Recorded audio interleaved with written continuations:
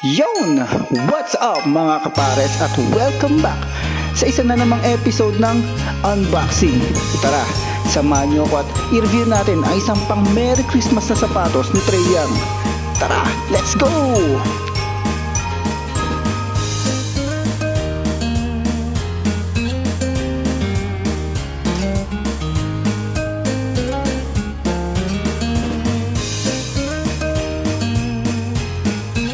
Yun, kitang-kita niyo naman ang colorway, oh.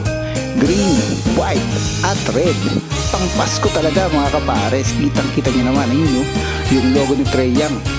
Siyempre, yung mga design niya na pang Pasko talaga. Talagang napapanahon. Tingnan natin yung kulay niya sa ilalim, oh. Ayan, oh, yung tatlong stripe, siyempre, Adidas yan, eh. Tapos yung nakasulat na, siyempre, always remember, na trademark ni Trae Young. Tara, ikutin natin itong sapatos na to. Napakaganda talaga. Yun si Santa Claus, oh, nasa loob. Tamita yung pang Pasko talaga mga kapares. Ganda ng materyales. At syempre yung ginamit nila na technology dito is yung light strike pa din. Kaya sobrang lambot niya sa paa. At meron din siyang kasama na boost. Yun, oh, sa ilalim.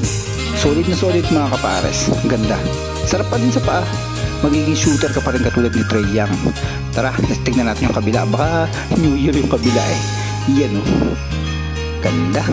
Paskong Pasko mga kapares. Merry Christmas sa lahat.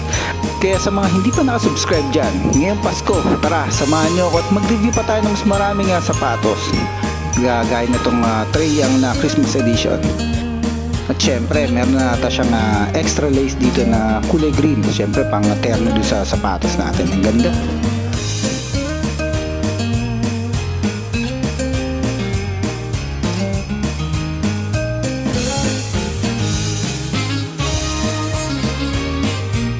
Hanggang sa muli mga kapares, sa uulitin.